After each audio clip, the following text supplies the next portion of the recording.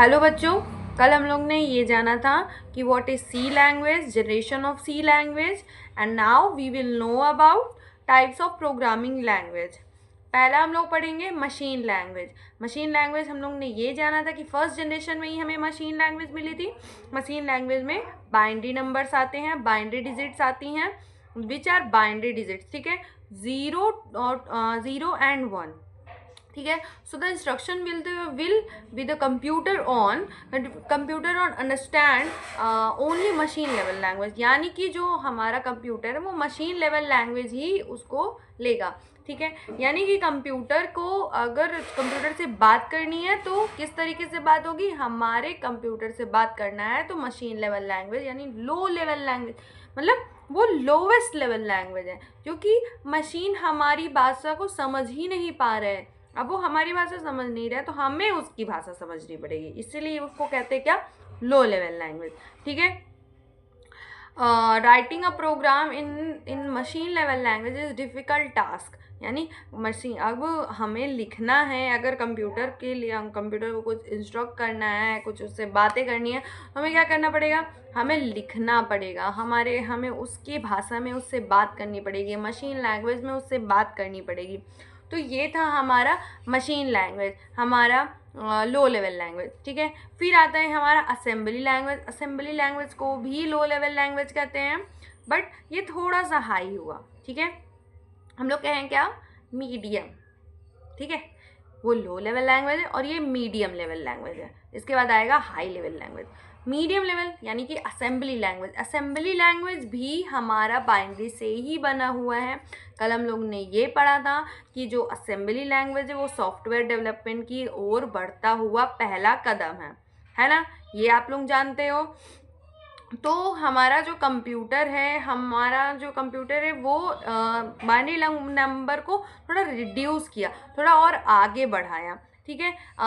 थोड़ा और उसमें मॉडिफाई करके उसको थोड़ा सा डेवलप किया गया, ठीक है। इसमें हम लोग इंग्लिश के कुछ वर्ड्स को लिख करके कंप्यूटर को इंस्ट्रक्ट करते थे।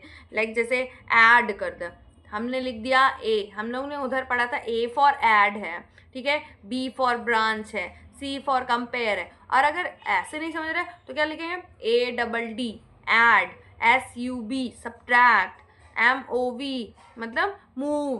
तो ये सब चीज़ें क्या है, हम लोग असेंबली लैंग्वेज में यूज़ करने लगे, ठीक है, जिससे हमारा जो प्रोग्राम है थोड़ा बहुत जिसमें आसानी आए, बट वो लेगा कंप्यूटर बाइनरी नंबर ही, समझ आ रही है, ठीक है। फिर अब हम लोग चलते हैं, लेकिन जो इसका ट्रांसलेटर होता है, अब उसके लिए जो ट्रांसलेटर, हमारा ट्रांसलेटर कंप्यूटर के अंदर ही लगा होता है, ये मत समझना कि कोई ट्रांसलेटर बैठा होता है, कोई ट्रांसलेटर बैठा नहीं होता है, हमारे कंप्यूटर के अंदर ही ट्रांसलेटर फीड होता है, ठीक है। तो उस फीड का मतलब उसका ट्रांसलेटर को बोलते हैं असेंबलर, ठीक है। Although writing program in assembly language is bit easier, यानी कि थोड़ा सा इजी हो गया कंप्यूटर में राइट करना, प्रोग्राम को लिखना थोड़ा सा इजी हो गया। The programmer has know all the low level details, यानी कि प्रोग्रामर्स को हर तरह की लो लेवल डिटेल्स को जानना जरूरी था। लो लेवल डिटेल्स यानी कि बाइनरी नंबर की डिटेल्स, यानी बाइनरी नंबर को जानना बहुत ही ज़रूरी है, क्योंकि कंप्यूटर में अगर कोई भी गलती हो रही है तो वो जानेगा कैसे, ऐसे ही जानेगा ना। तो और जो असेंबली लैंग्वेज है जो कि स्टोर होता था डाटा के रूप में, जो हमारा स्टोर होता था वो एक रजिस्टर के रूप में स्टोर होता था, यानी अब छोटे छोटे स्टोर, यानी कि अलग अलग तरह के स्टोर होते हैं। अब जैसे हम लोग MS वर्ड पे अगर काम करते हैं तो हमारे लिए अलग अलग फाइल्स होती हैं ना वहाँ पर, तो हम लोग अलग अलग उसको सेव करते हैं, एक ही जगह पे तो हम लोग उसको सेव नहीं करते, अलग अलग जगह पे सेव करते हैं ना। वैसे ही हमारा असेंबली लैंग्वेज, अगर हमने कोई चीज़ ओपन की है तो वो एक जगह सेव होगी, एक जगह अलग स्टोर होगी, एक जगह अलग स्टोर होगी, मतलब अलग अलग रजिस्टर होती थी, ठीक है, समझ आ रही है। फिर हम लोग जिससे हम लोग जो लो लेवल था वो बहुत ही तेज़ी से एग्जीक्यूट कर सकते थे, ठीक है। फिर आता है हमारा high level language. High level language में क्या है, are design to mind the feature of portability, यानी कि बहुत ही आसानी से हम लोग उसको पोर्टेबल कर सकते हैं, उसको डिज़ाइन किया गया कि हम लोग आसानी से अपने काम को कंप्यूटर से करवा सकें।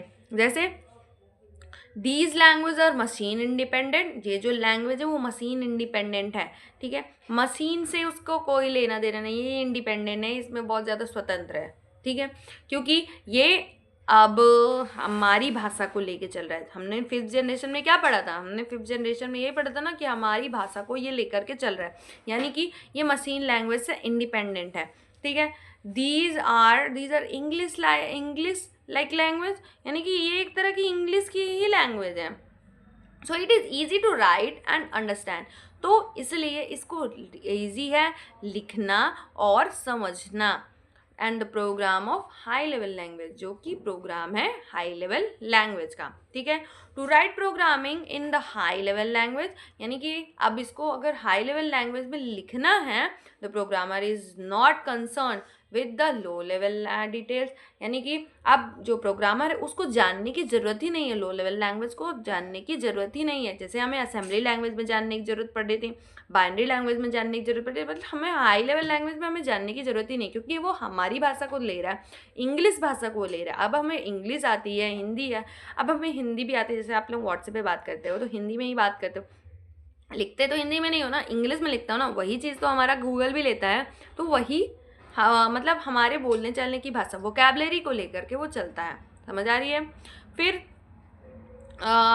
जो and so the whole attention can be paid to logic of the problem being solve, यानी कि जो हमारी प्रॉब्लम है उसको बहुत ही लॉजिकली सॉल्व करके देता है, ठीक है। अब जो हमारे पास जो लैंग्वेजेस है, कल हम लोग ने पढ़ा था, वो बोल था, बेसिक था, पास्कल हो गया, फॉर्ट्रेन हो गया, तो ये सब क्या है, हमारे पास लैंग्वेजेस हैं, हाई लेवल लैंग्वेजेस, ठीक है। अब हम लोग पढ़ेंगे लैंग्वेज ट्रांसलेटर।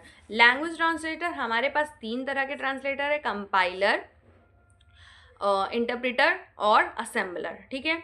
कंपाइलर कौन होता है, compiler can run high language code into machine code, यानी कि अब जो हमारा जो कंपाइलर होता है वो टर्न करता है हाई लेवल लैंग्वेज को मशीन कोड में चेंज करके देता है। अच्छा, अब आप लोगों को हम ये बता दें कि जो ये कंप्यूटर के कोड्स होते हैं वो ऑब्जेक्ट कोड, मशीन कोड क्या होते हैं।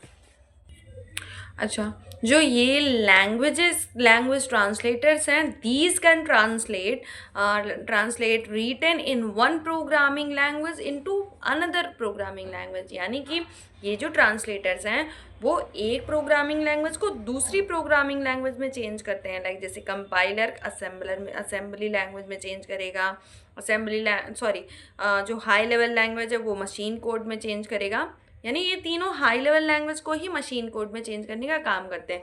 क्योंकि हमारी हाई लेवल लैंग्वेज क्या है, हमारी लैंग्वेज, हमने ये कई बार बताया है कि जो कंप्यूटर होता है वो हमारी लैंग्वेज को लेता है, उसको अपने कोड में चेंज करता है, अपने कोड में चेंज करने के बाद फिर वो हमारे कोड में चेंज करके देता है, तो यही काम ट्रांसलेटर करता है, ठीक है, समझ आ रही है। तो फिर जो लैंग्वेज ट्रांसलेटर हैं उनको लैंग्वेज प्रोसेसर के नाम से भी जाना जाता है। प्रोसेसर इसलिए क्योंकि वो प्रोसेस जो हो रहा है वो कंप्यूटर के अंदर ही हो रहा है, प्रोसेसिंग सिस्टम से प्रोसेस हो रहा है, ठीक है, इसलिए उसको लैंग्वेज प्रोसेसर के नाम से भी जानते हैं। अब हम लोग ये भी जानते हैं code written in high level language, जिसको कहते हैं कि सोर्स कोड, ठीक है। अगर जो कोड हाई लेवल लैंग्वेज में लिखा हुआ उसको हम लोग क्या कहते हैं, सोर्स कोड कहेंगे, ठीक है। सोर्स कोड से जब उसको मशीन कोड में चेंज करते हैं तो उसको कहते हैं ऑब्जेक्ट कोड, यानी सोर्स कोड से ऑब्जेक्ट कोड में चेंज करने वाले ट्रांसलेटर को क्या कहते हैं, ट्रांसलेटर, ठीक है। ट्रांसलेटर अब मतलब कंप्यूटर ट्रांसलेटर, ठीक है।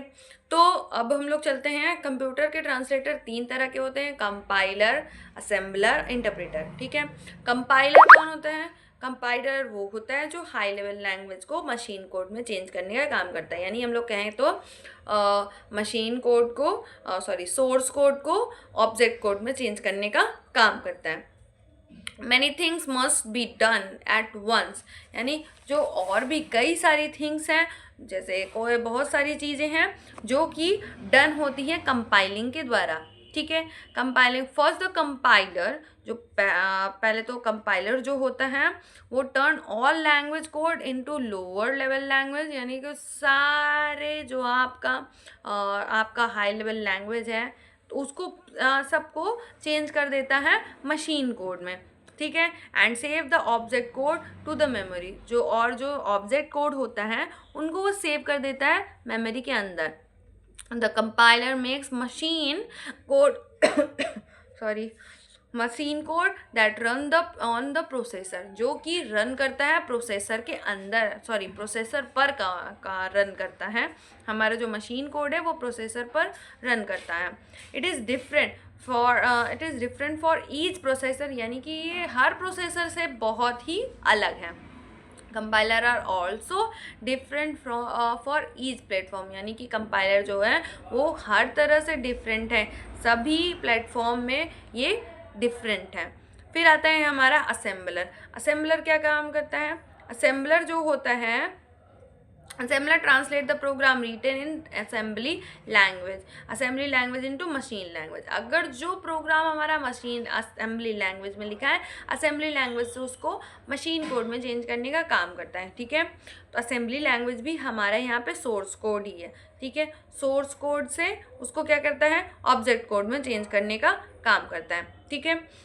It's like compiler for assembly language, यानी कि एक तरह की ये कंपाइलर ही है, असेंबली लैंग्वेज के लिए एक तरह का कंपाइलर ही है, ठीक। Still it can also be used as an interpreter, यानी कि एक तरह से ये भी इंटरप्रेटर ही है। To help you write a program, आपको हेल्प करता है कि ये आप लोग अपने प्रोग्राम को लिख सको, देख सको, उसको जान सको, ठीक है। Assembly language is low level language. Assembly language जो आप लोग जानते हो कि ये लो लेवल लैंग्वेज है, हम लोग ने अभी आगे पढ़ा है कि असेंबली लैंग्वेज जो है वो लो लेवल लैंग्वेज है, क्योंकि वो बाइनरी, अगर आपको बाइनरी आती तभी आप असेंबली लैंग्वेज भी कर सकते हो, क्योंकि वो एक ही स्टेप आगे बढ़ा है ना, केवल हाई लेवल लैंग्वेज 5 स्टेप आगे बढ़ा है, बट जो हमारा जो असेंबली लैंग्वेज है वो एक ही स्टेप आगे बढ़ा है ना। Programming language at first glance low level programming language are more difficult to understand, यानी जो लो लेवल लैंग्वेज होता है प्रोग्रामिंग लैंग्वेज, उनको मोर डिफ़िकल्ट होते हैं, वो बहुत ज़्यादा डिफ़िकल्ट होते हैं अंडरस्टैंड करने के लिए, उनको जानने के लिए। Machine code also low level language. अच्छा, आप लोग ये जानते हो कि जो असेंबलर होता है मशीन कोड को ऑब्जेक्ट कोड में चेंज करने का काम करता है, सही है? नहीं, हमारे सोर्स कोड को ऑब्जेक्ट कोड में चेंज करने का काम करता है, ठीक है। फिर अब हम लोग आते हैं इंटरप्रेटर पर। इंटरप्रेटर क्या होता है? मतलब इंटरप्रेट करना का मतलब होता ही है उसको ट्रांसलेट करना, उसको लाइन बाय लाइन ट्रांसलेट करना, ठीक है। जो हमारा कंपाइलर होता है वो एक बारगिन पूरे कोड को लेकर के उसको ट्रांसलेट कर देता है, बट जो हमारा इंटरप्रेटर होता है वो एक लाइन को लेकर के उसको ट्रांसलेट करता है। इसलिए हमारा जो इंटरप्रेटर होता है वो कंपाइलर के मुकाबले स्लो होता है और कंपाइलर तेज होता है, ठीक है, फास्ट होता है। क्योंकि अब कोई चीज़, अगर कोई इंसान है, कोई भी चीज़ है, अगर वो एक साथ सारी चीज़ों को कर रही है तो वो जल्दी करेगा। अगर कोई इंसान है जो एक लाइन चीज़ों को बता रहा है, चीज़ों को समझा रहा है, तो वो क्या करेगा? वो धीरे धीरे आगे बढ़ेगा, ठीक है। तो यही काम यहाँ पर है। बट जो हमारा कंपाइलर है वो उसमें एरर बहुत ज़्यादा निकलता है, बट हमारा जो मतलब उसमें कंपाइलर में अगर एरर भी निकल गया तो आपको ढूंढने में दिक्कत हो जाएगी। बट जो हमारा इंटरप्रेटर है उसमें एक लाइन अगर कर रहा है, तो अगर एक लाइन में गलती है तो आपको तुरंत बता देगा कि यहाँ पर गलती है। समझ आ रही है? चलो, interpreter another way to get your computer to run code is by using an interpreter. An interpreter is like a compiler. मतलब जो इंटरप्रेटर है वो एक तरह का कंपाइलर ही है हमारा, ठीक है। But it take the code and run right away, यानी ये अपने कोड को लेता है और तुरंत ही उसको अवे कर देता है, मतलब वो तुरंत ही उसको उस पर काम में लग जाता है। So it is faster than an compiler, यानी ये कंपाइलर से तेज है। नहीं, हम लोग ये जाने कि कंपाइलर क्या है। कंपाइलर तेज है और इंटरप्रेटर स्लो है क्योंकि वो लाइन बाय लाइन कर रहा है, ठीक है। तो यहाँ पर स्लोअर देन कंपाइलर होगा, ठीक है। तो आगे हम लोग जानते हैं कि कंपाइलर को एग्जीक्यूट करना इजी है, सॉरी फास्ट, कंपाइलर जो हमारा वो फास्ट एग्जीक्यूट करता है, बट जो हमारा इंटरप्रेटर होता है वो स्लो प्रोग्राम को एग्जीक्यूट करता है। फिर आता है हमारा बेनिफिशियल फॉर लर्निंग पर्पस में, हमारा जो लर्निंग पर्पस में हमारा जो इंटरप्रेटर होता है वो ज़्यादा अच्छा होता है, बट हमारा जो कंपाइलर है वो कमर्शियल पर्पस में यूज़ होने वाला चीज़ है, ठीक है। It does not save an object file, यानी कि ये जो इंटरप्रेटर होता है वो ऑब्जेक्ट फाइल में सेव नहीं होता है, बट जो कंपाइलर होता है it keeps an object file, मतलब ये कंपाइलर जो है वो ऑब्जेक्ट फाइल को कीप करता है, यानी रख लेता है। समझ आ रही है? टफ बजिंग होती है यहाँ पे, हमें क्या होता है कंपाइलर में टफ बजिंग होती है और इंटरप्रेटर में इजी बजिंग होती है हमारी। समझ आ रही है? आगे हम लोग कल पढ़ेंगे हिस्ट्री ऑफ सी लैंग्वेज, ठीक है। आज के लिए बस इतना ही। अगर आप लोगों को वीडियो अच्छी लगी हो तो please like share subscribe. Thank you.